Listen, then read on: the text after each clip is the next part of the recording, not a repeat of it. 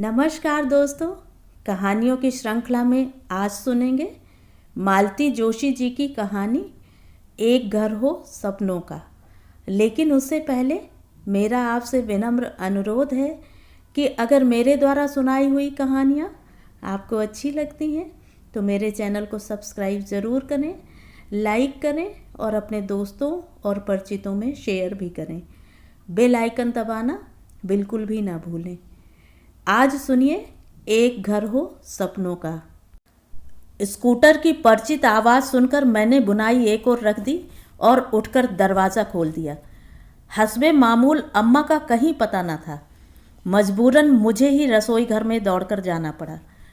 उधर भूषण जैसे इस अवसर की राह ही देख रहा था। उधर उन्होंने घर में पांव दिया, इधर इसने जोर शोर से अपना राग अलापना प्रारंभ कर दिया। अरे कहाँ हो भाई, अपने लाडले को जरा चुप तो कराओ। इनकी झल्लाई हुई आवाज़ आई। अभी आई, मैंने कहा और जल्दी जल्दी किसी तरह 4 चिप्स तलकर चाय तैयार की। बाहर आई तब तक मुन्ने मियाँ सारे घर को अपनी आवाज़ से भर चुके थे। कमबख्त जरा हिलने नहीं देता। मैंने पलंग पर अपना आसन जमाते हुए कहा, हिलने की ज़रूरत ही क्या है, you are suppose to take rest. अम्मा जी कहाँ हैं? शायद पड़ोस में अचार डलवाने गई हैं, मैंने यथाशक्ति सहज होते हुए कहा। हालांकि शायद शब्द यहाँ एकदम फिजूल था। मुझे मालूम था अम्मा पड़ोस में ही हैं और मन ही मन मैं गुस्से से उफन रही थी। कभी कभी मुझे लगता है क्या यही कि हम लोगों ने अम्मा जी को अपने लिए नहीं, चाची जी के लिए बुलवाया है। तो क्या आप पड़ोस में जाना भी गुनाह हो गया? मैंने बेवजह तुनकते हुए कहा। चाची बेचारी हमेशा मेरी कितनी मदद कर देती हैं, सो पड़ोस में रहकर इतना तो करना ही पड़ता है। वह चुपचाप चाय का घूंट भरते हुए मेरी रामायण सुनते रहे। लड़कियां कहाँ हैं? कप रखते हुए इन्होंने पूछा। वहीं होंगी, कच्चे आम जो मिल गए होंगे।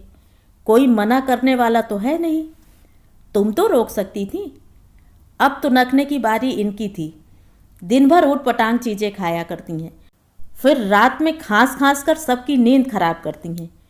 और इतने ही पर यह चुप नहीं हुए। आंगन में जाकर इन्होंने जोर से आवाज़ लगाई, पुनीता, महिमा। पल भर में ही दोनों दौड़ती हुई आईं और अपने पापा के रौद्र रूप से डरकर सहमी सहमी अपने बस्ते खोलकर बैठ गईं। एक अजीब सी मनहूसियत सारे घर में छाई रही, बेमतलब। सांझ ढले अम्मा लौटी, इन सब बातों से बेखबर। कितनी देर कर दी अम्मा? मैंने किसी तरह अपने पर काबू रखकर कहा।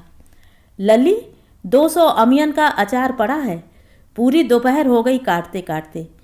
फिर कुछ कुतरा, कुछ मुरब्बा, कुछ चटनी। तो आज ही सब कुछ ज़रूरी था क्या? चाची भी कमाल करती हैं। अरे हमई ने कहा कि बनाए ले, रोज रोज का झंझट कौन पाले। और इसके बाद अम्मा कमर सीधी करके जो लेटी तो रात के 9 बजे मेरे जगाने पर ही उठी। मिसरानी तब तक खाना बनाकर जा चुकी थी। उसकी हाजिरी में मुझे बराबर रसोई घर में ही रहना पड़ा था। दूसरे दिन सुबह चाची के यहाँ से आम की खट्टी मीठी चटनी और मुरब्बा आया था और उनके स्वाद से इनका रात वाला मूड गायब हो चुका था। यह तो मानना पड़ेगा कि चाची साक्षात अन्नपूर्णा है। किसी तरह के भी अचार बना लेती हैं, एक से एक लाजवाब, इन्होंने चटकारे लेते हुए कहा। तो ये कौन बड़ी बात है लला, हमसे कहो तो हम 25 तरह के अचार बना दें। औरत होके इतना भी न जानेंगी का? हम दोनों मुस्कुरा दिए। अम्मा यूँ तो दिन भर चाची के गुण गाएंगी, पर कोई दूसरा तारीफ करे तो उन्हें ईर्ष्या हो आती है। अच्छा अम्मा जी, यह बोले, आप तो इतना सब जानती हैं, अपनी लाडली को तो आपने कुछ सिखाया नहीं। ढंग का अड़ोस पड़ोस ना हो तो मैं अचार खाने को तरस जाऊं।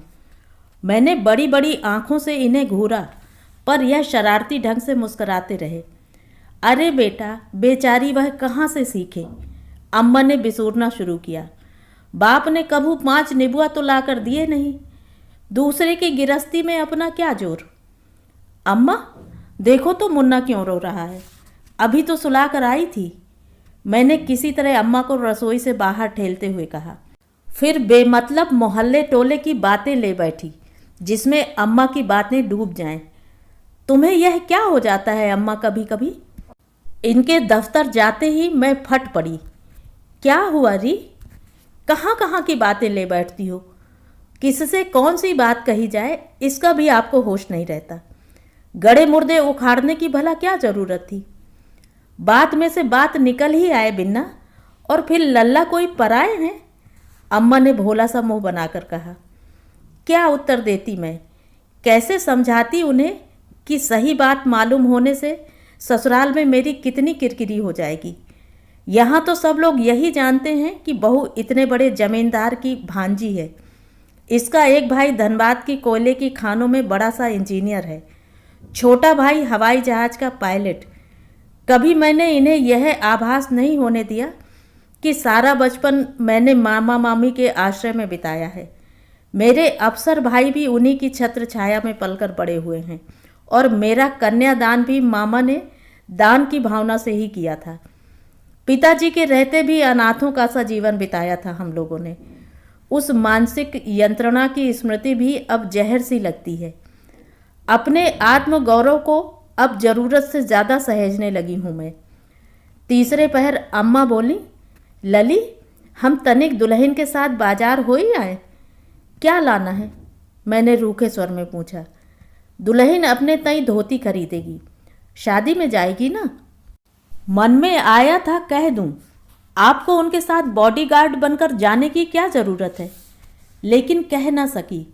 जिस बाल सुलभ उत्साह से वे पूछने आई थीं, उसका लिहाज करना पड़ा।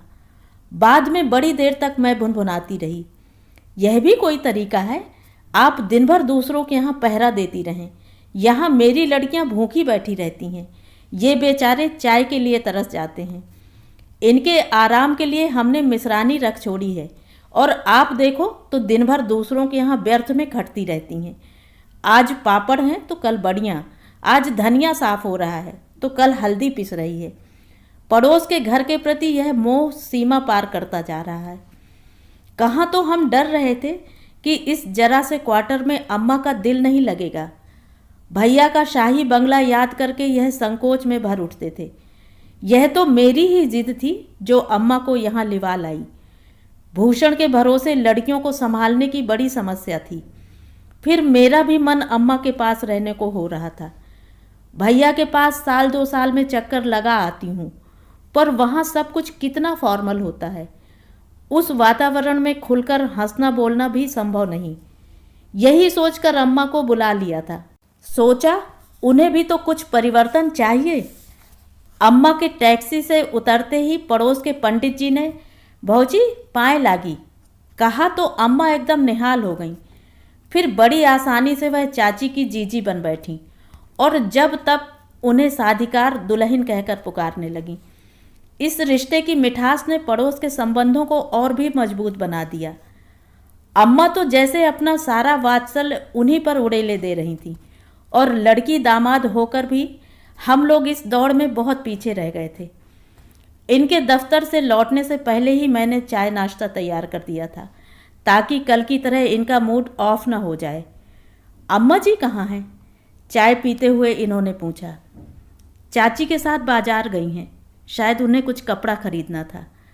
मैंने बतलाया और संभावित व्यंग्योक्ति का उत्तर देने के लिए तैयार होकर बैठ गई, लेकिन इनका मूड कुछ अच्छा था, अतः बोले, अम्मा को कुछ पैसे दे दिए थे ना, शायद वे कुछ खरीदना चाहें। उन्हें भला मेरे पैसों की क्या ज़रूरत? उनके बेटे उन्हें नोटों की गड्डियाँ देते रहते हैं, मैंने दर्प से कहा। पर सच तो यह था कि मैं भीतर ही भीतर शर्म से सिकुड़ गई थी। जो बात यह सोच सके वह भला मेरे दिमाग में क्यों नहीं आई? गुस्से के मारे में बस इतना ही कह पाई थी उस वक्त, तांगा वांगा कर लेना, नहीं तो चाची के साथ घिसटती फिरोगी, बाजार बहुत दूर है। दिन ढले वे लौटी और सीधे मेरे कमरे में। ये घर पर थे नहीं, लड़कियों को लेकर घूमने गए हुए थे। संकोच का कोई प्रश्न था ही नहीं। वहीं चाय बनी और बड़ी देर तक साड़ियों के रूप रंग की चर्चा होती रही। अम्मा का उत्साह और खुशी देखने लायक थी, जैसे कपड़ा उन्हीं के लिए आया हो। अच्छा बिन्नी, ये पड़ोस के लाला जी PW में है ना? चाची के जाते ही अम्मा ने पूछा। हाँ क्यों, क्या तनख्वाह होगी? मुझे नहीं मालूम, तुम तो दिन भर बैठी रहती हो चाची के पास, पूछ क्यों नहीं लेती? अम्मा कुछ क्षण विचार मग्न बैठी रहीं। कुछ देर पहले वाला उल्लास जाता रहा था। तेरे बाबूजी भी पीडब्ल्यू में थे ना? क्या पता, बाबूजी की नौकरी से हम लोगों का वास्ता ही क्या था, मैंने रुखाई से कहा। बचपन की ढेर सारी कड़वी यादें मन में उग आईं। इसी नौकरी पर थे तेरे बाबूजी, पर कभी शौक से एक रुमाल भी न खरीदा हमने। दुल्हन को देखो, 4 धोतियां एक साथ ले डालीं। अम्मा का स्वर ऐसा था कि मुझे दया हो आई। सांत्वना सी देते हुए मैंने कहा, वे भी कोई साड़ियां हैं अम्मा, मैं तो उनके सामने यूं ही तारीफ कर रही थी, वरना तुम्हारी हर साड़ी उनसे कीमती है। ये जो साड़ी तुम पहने हो, जानती हो, पूरे 70 की है, भैया लखनऊ से लाए थे मेरे सामने। अम्मा बड़ी देर तक सफ़ेद लखनवी चिकन की अपनी साड़ी को उलट पुलट करती रहीं, फिर बोली, अब 100 की भी पहन लो तो क्या, जब पहनने का मन था तब तो उतरन पुतरन पे ही काटी है। आंसुओं से भीगा अम्मा का यह वाक बड़ी देर तक मेरे मन को मथता रहा। अपना अभिशप्त बचपन आंखों के आगे घूम गया। बचपन की उन स्मृतियों में बाबूजी की भूमिका खल पुरुष की सी थी। याद पड़ता है तो यही कि अम्मा जब तब तीनों बच्चों को लेकर बाबूजी के दरवाजे पर जा खड़ी हो जाती। सफ़र की थकान के बीच भी हम लोगों के मन में घर लौटने का उत्साह होता। घर हमेशा सपाट और वीराना मिलता, न बर्तन, न बिस्तर, न खाने का सामान। अम्मा हर बार नए सिरे से घर को चमकाती। हम लोगों का दाखिला नए स्कूलों में कराया जाता, लेकिन यह सब नाटक थोड़े ही दिन चल पाता। मामा जी की दी हुई पूंजी समाप्त होने लगती और एक बार फिर हम सबको लौटना होता अपने ननिहाल। बाबूजी न तो आने पर हमारा स्वागत करते, न जाते हुए उनका मन भारी होता। उनके तो लोक परलोक जैसे बस बोतल से ही बंधे थे। हम लोग शर्म से बचते हुए पिछले दरवाजे से प्रवेश करते। छोटी मामी मुंह में पल्लू दबाकर कहती, जीजी हो, ननंद रानी आ गईं। आटे सने हाथ लेकर बड़ी मामी दौड़ी दौड़ी आती और कहती, अरे अब की तो बड़े दिन लगा दिए ससुराल में। अम्मा गुमसुम बैठी रहती। 2-4 दिन उनका यही रूप रहता, फिर धीरे धीरे रसोई में, गायों के बाड़े में, सब जगह वे फिरकिनी सी घूमने लगती और मामी लोगों को आराम हो जाता। फिर किसी दिन किसी बात पर उनके स्वाभिमान को ठेस लगती और वह मैं लाव लश्कर पति के दरवाजे पर जा पहुंचती। फिर किसी ऋतु चक्र की तरह अम्मा का यह आवागमन भी अबाधित रूप से चल रहा था। कुछ ज़्यादा समझने की उम्र नहीं थी, फिर भी यह बात खटकती थी। मौसी लोग आती हैं तो आराम से बैठी रहती हैं। उनके लिए, बच्चों के लिए नए नए डिज़ाइन के कपड़े बनते हैं। जाती हैं तो साथ मेवे, मिठाइयों के, फलों के टोकरे जाते हैं। हम लोगों के हिस्से में यह सत्कार, यह सम्मान कभी नहीं होता। और एक बार इसी तरह हम लोग विदा हो रहे थे, तब मामा जी ने गुस्से में कहा था, बसंती, तेरी जो मर्जी हो कर, लेकिन इन लड़कों की ज़िंदगी बिगाड़ने पर क्यों तुली है? बार बार के आने जाने में इनकी पढ़ाई का सत्यानाश हो रहा है। यह तेरी समझ में नहीं आएगा। और सचमुच दोनों भाइयों को उन्होंने हमारे साथ नहीं भेजा था। उस बार अकेली मैं ही अम्मा के साथ गई थी। मुझे भी वहाँ जाना ज़रा अच्छा नहीं लगता था।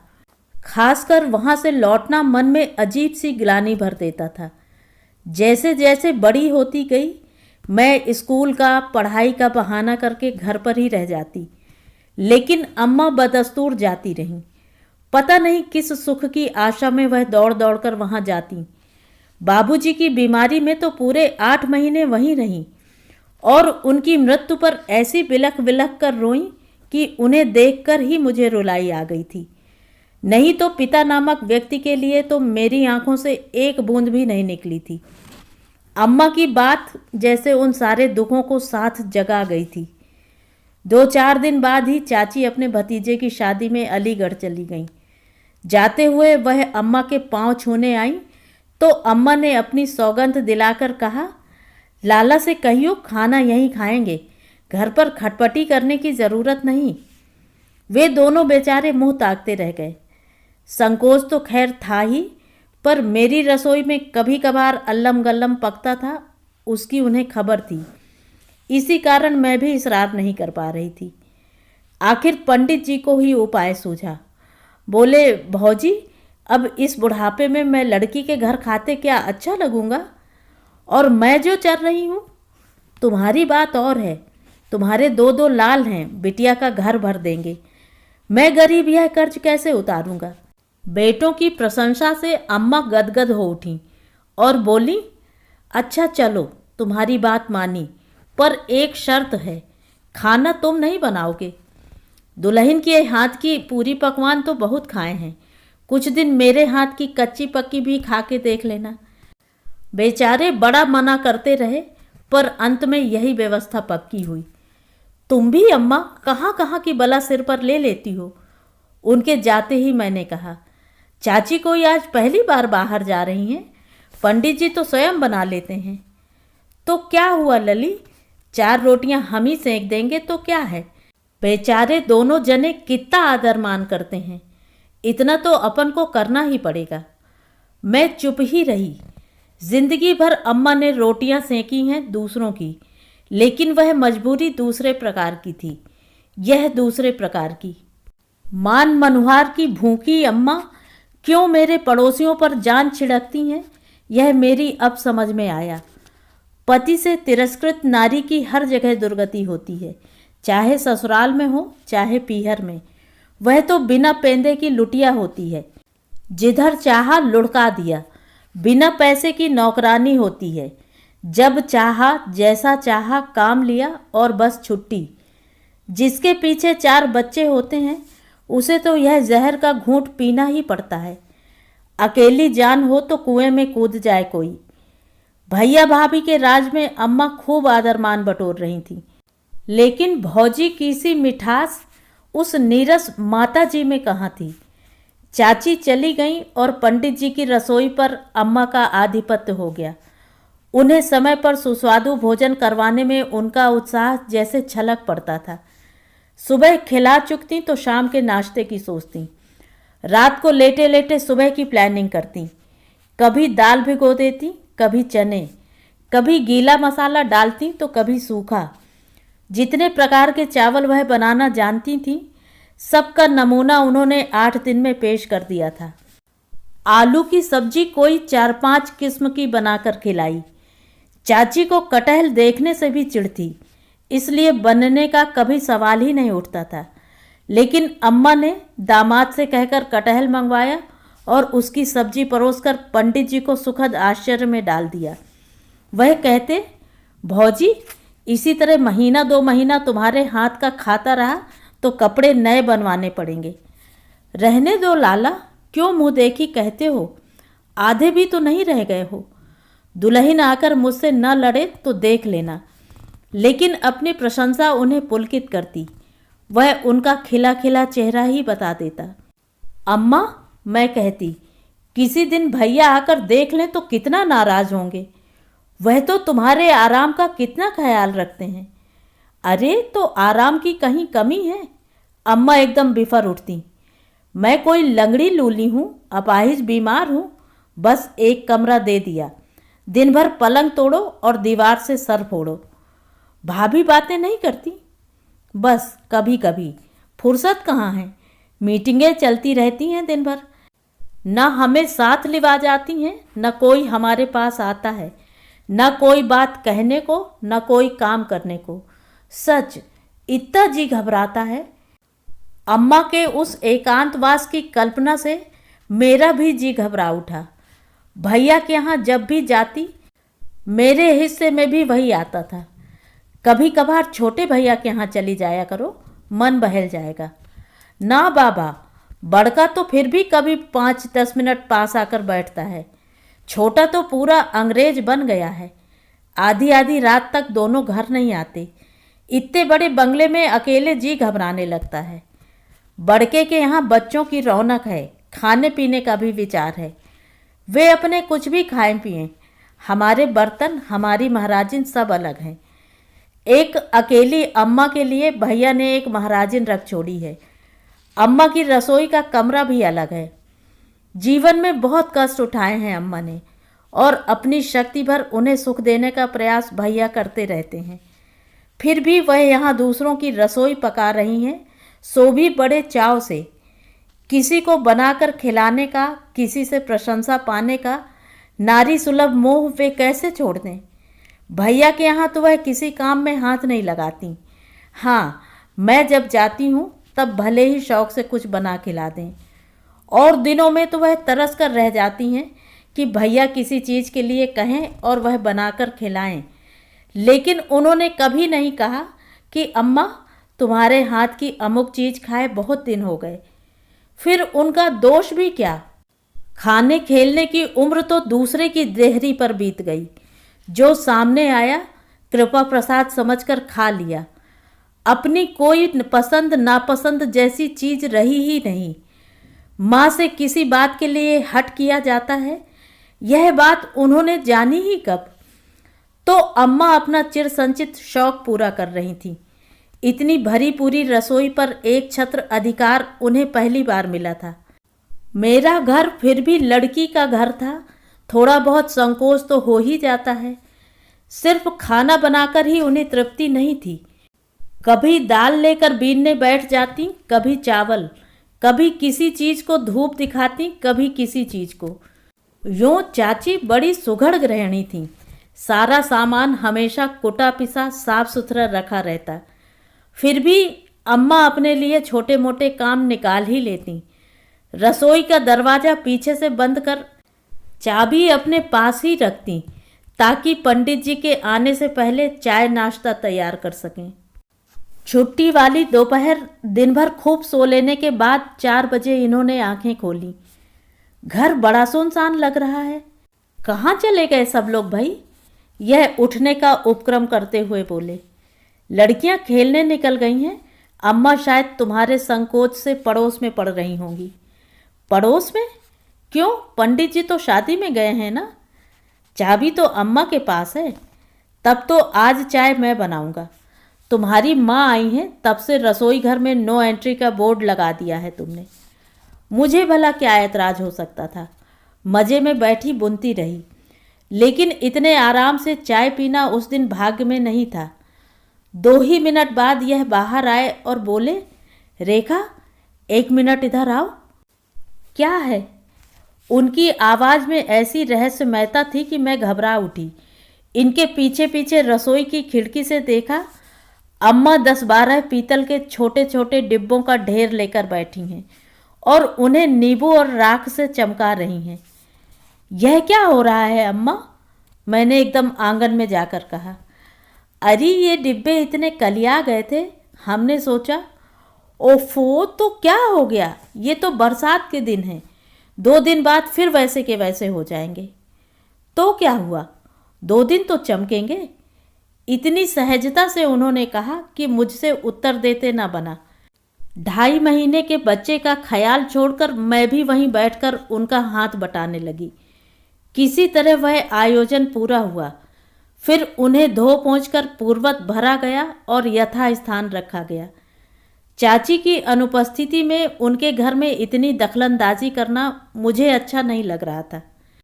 पर अम्मा बड़ी तृप्त दृष्टि से चमकते डिब्बों की उस कतार को देख रही थी। चलो अम्मा, घर चलें, मैंने कुछ सख्ती से कहा। घर पर आकर वे बड़ी देर तक गुमसुम बनी रहीं। मुझे लगता रहा मेरा स्वर बहुत ज़्यादा कड़ा तो नहीं था। मैं यूं ही इधर उधर की बातें निकालती रही ताकि वह सब भूल जाएं। लली, बड़ी देर बाद वह बोली, झांसी में हमारे पड़ोस में एक मराठन थी। उसका घर जब देखो चमचम चमकता रहता था। उसे अपने घर बुलाते भी ला जाती थी। घर में बस एक कनस्तर था आटे का। बाकी सौदा जैसा बनिए के यहाँ से बंध कर आता वैसा ही रखा रहता। सारी शाम अम्मा उदास बनी रहीं।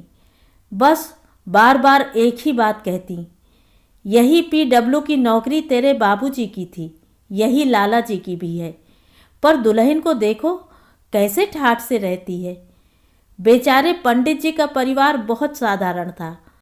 बाल बच्चे थे नहीं, इसलिए 4 चीज़ें भी घर में आ गई थीं। लेकिन अम्मा बेचारी के भाग्य में छोटी छोटी चीज़ों के लिए तरसना ही लिखा था। आज बहुओं की रसोई में गैस के चूल्हे हैं, इलेक्ट्रिक ओवन है, बाथरूम में गीजर है, लेकिन अम्मा स्टोव पर खाना बनाने की तमन्ना भी पूरी न कर सकीं। मामा का घर तो देहाती था, इतने लोगों का खाना लकड़ी पर ही बन सकता था, लेकिन पति के शहरी मकान में स्टोव पर खाना बनाने का उन्हें बहुत शौक था। बहुओं के पास चीनी के, स्टील के, मुरादाबादी बर्तनों के सेट्स लगे हुए थे, पर अम्मा को दूध के लिए एक स्टील की पतीली की इच्छा थी। वह भी मन की मन में रह गई। और दूध भी कितना आता, पाव भर की आधा सेर बस। अम्मा की बातों से मेरा मन भी उदास होने लगा था। आखिर मैंने कहा, रहने दो अम्मा, बीती बातें कहने से मन को दुख होता है, फिर मरे हुए व्यक्ति को कोसना तनिक भी अच्छा नहीं। रात दिन मेरा मन जो जलता है लली, कभी तो बात मुंह पर आती ही है। गिरस्ती का सुख देखा ही क्या है मैंने। घर बसाना और चीज है, बच्चे पैदा करना और। अम्मा पर उदासी का यह आलम 2-4 दिन बड़ी मुश्किल से रहा। पंडित जी जिस दिन आने वाले थे, उस दिन सुबह से उनका उत्साह देखने योग्य था।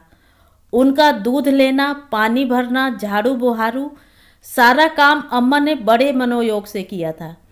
शाम को वे आए तो अम्मा ने ही उन्हें बनाकर खिलाया। रात बड़ी देर तक उन लोगों की बातें चलती रहीं। दान दहेज, दूल्हा दुल्हन, नेक व्यवहार आदि पर चर्चा होती रही। वहाँ से जो कुछ सुनकर आई वह सब मुझे भी सुनाया गया, और यह सब कहते हुए उनका मन ऐसे उत्साहित हो रहा था मानो वह स्वयं भतीजे की शादी करके आई हूँ। अब अम्मा के पास कोई काम नहीं था। वह बड़ा खाली खाली सा अनुभव कर रही थी। सुबह देर तक बैठी भूषण को खिलाती रहीं, नहीं तो बच्चों में उनका मन कम ही लगता था। दोपहर में जब सब दफ्तर जा चुके, तब चाची ने घर का सफाई अभियान शुरू किया। फर्श को धो पोंछ कर साफ किया, खिड़कियों के शीशे चमकाए, एक एक चीज अलमारी से उतार कर नए सिरे से रखी। बाहर से लौटने पर चाची का यह हमेशा का कार्यक्रम था। अपने साफ सुथरे घर पर उन्हें नाज था, और इसके लिए उन्हें मेहनत भी कम नहीं करनी पड़ती। मैंने सोचा था इस बार कम से कम किचन में उन्हें चाक चौबंद मिलेगा, कम से कम वहाँ उन्हें मेहनत नहीं करनी पड़ेगी। पर जब वहाँ भी उन्होंने डिब्बे, बर्नियों, टोकनी और सूप आदि उतारने प्रारंभ किए तो मुझसे नहीं रहा गया। चाची, अम्मा ने बहुत चौकसी रखी है आपके किचन की, जरा भी कूड़ा नहीं मिलेगा। और सारे डिब्बे भी मांजकर साफ किए थे एक दिन। मैंने और चाची ने एक साथ डिब्बों की ओर देखा। बरसाती हरे काले धब्बे लेकर वे मेरा मुंह चिढ़ा रहे थे। जीजी ने बहुत किया बिटिया, यह बता रहे थे, माँ भी क्या करेगी, ऐसी सेवा की है, पर अब उनकी उम्र भी तो नहीं रही है सब करने की, चाची ने सांत्वना सी देते हुए कहा। फिर दूसरे दिन चाची ने डिब्बों का उद्धार किया, तीसरे दिन कच्चे आंगन को लीपा, चौथे दिन अम्मा मेरे आंगन में बैठी उदास भाव से देखती रहीं, और फिर अचानक एक दिन उन्होंने घर जाने की इच्छा प्रकट की। ऐसी क्या जल्दी है अम्मा? अब बिटिया के घर ज़्यादा रहें तो अच्छा थोड़े ही लगता है, एक ना एक दिन तो अपने घर जाना ही है। और मैं सोच रही थी, कहाँ था अम्मा का अपना घर, कब था? तो ये थी कहानी। कहानी आपको कैसी लगी कमेंट करके ज़रूर बताएं।